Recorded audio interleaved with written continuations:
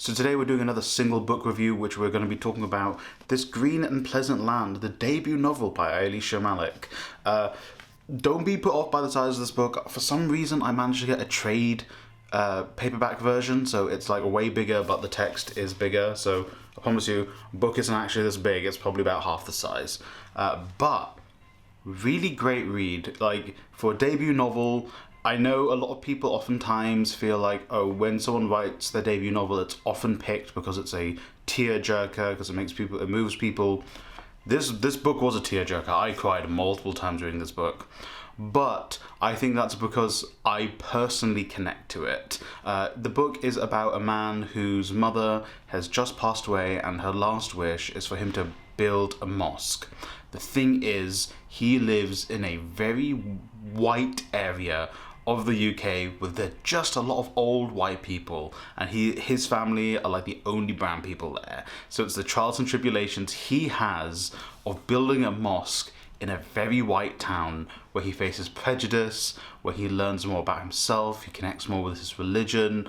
His wife has issues going on. His aunt, who is an older woman, comes to live with him. She's an older woman from Birmingham, well, Pakistan via Birmingham, who doesn't speak English.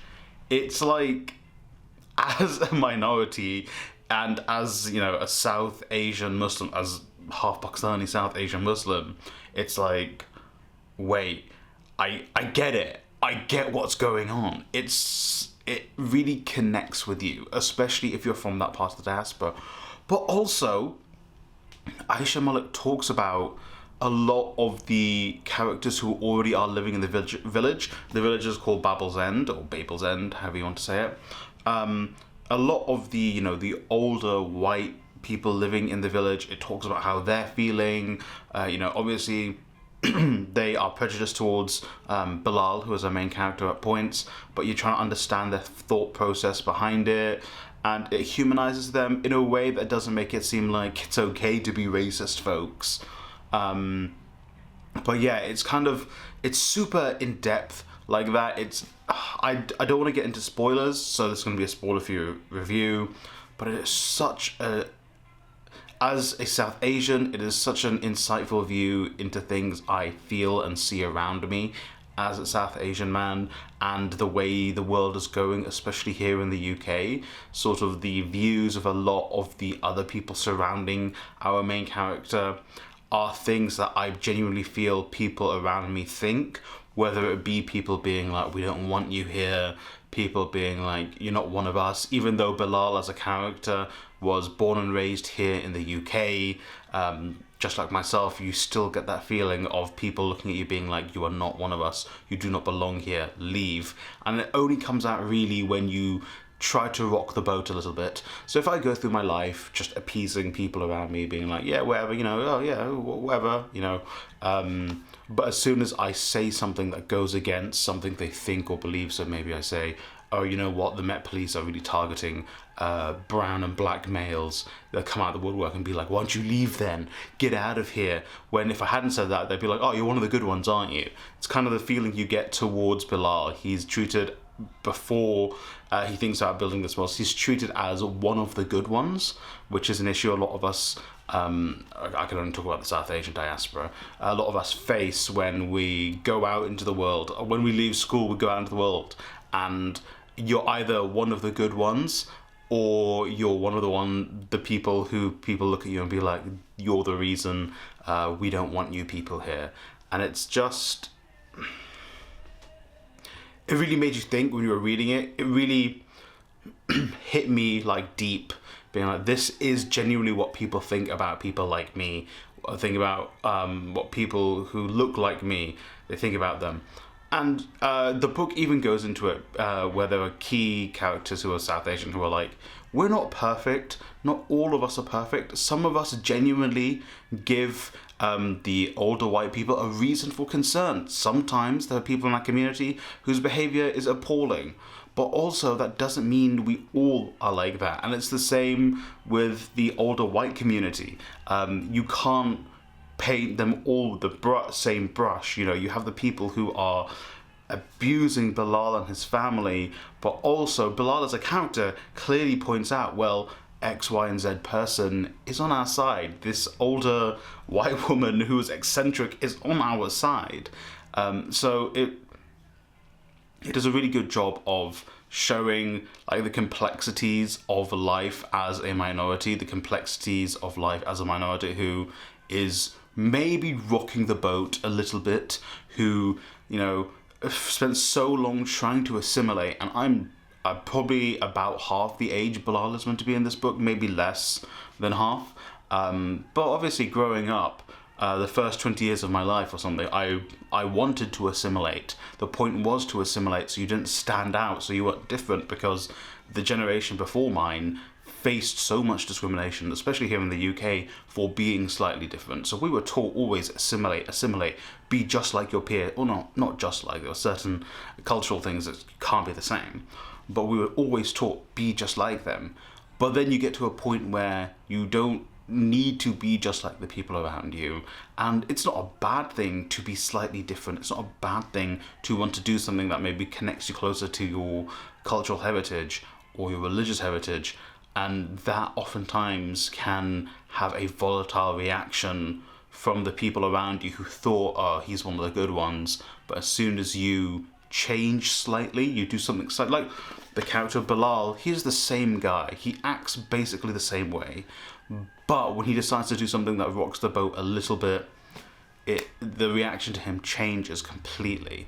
And I'm sure this is something that other diasporas feel around the world. I'm sure, you know, if you're a white American guy and you go to Japan and, you know, you assimilate, and then you decide to do one thing that's different, I'm sure the reaction to them is going to be the same.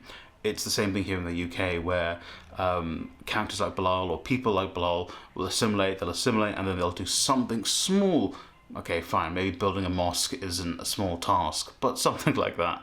And bang, you're looked as an outsider, you are demonized. And I think especially in the UK, that's compounded by the inherent Islamophobia that has been in our media since basically 9/11, or since basically the Gulf Wars. Islamophobia has been rife in the UK, and it's only getting bigger and bigger in the UK because they're looking for new scapegoats all the time. The rise of the far right in the UK is always looking for a new scapegoat. At the moment, it's going to be asylum seekers and Muslims. It used to be gay people. I'm sure in the 40s and 50s it was Jewish people. Before then it was Irish people. It's probably Irish people for all eternity in the UK. But this book makes you think and reflect on all of those things. I've not really spoken about the book, but I've spoken about all the things that this book has made me think about, this book has made me feel. And look, it's not just that, how deep it is, that's great. The characters surrounding Bilal are great, they're deep. You learn a lot about these people living in this village. The subplots are, most of them are like really well thought out. Some of them are a little bit iffy. One of them felt a little bit forced in there.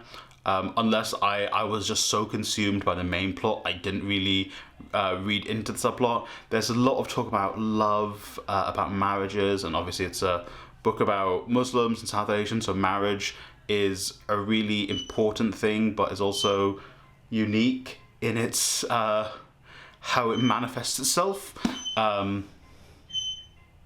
And the final thing I want to talk about is how the book talks about sort of this generational connection you have with your family, and sort of how younger generations interact with the older generations, and sort of the differences they all have, but also how they can come together and support and help each other.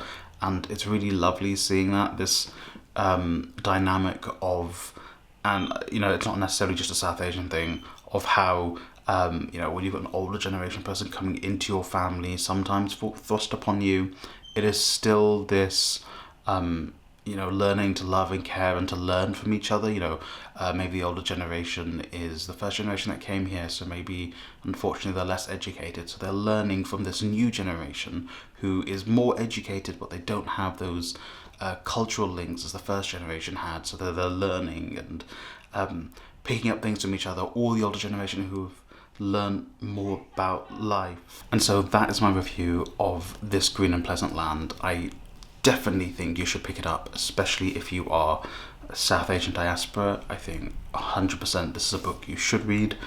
And it's a great debut. Abir Mukherjee, who is well-known author, says the standout book of the year this book was published. And I think especially what's going on in British politics and culture, it's a very important read as well. So if you want to kind of understand but also see the experience of South Asians and the discrimination they face, particularly Muslims, pick this up. It is great. I highly recommend it.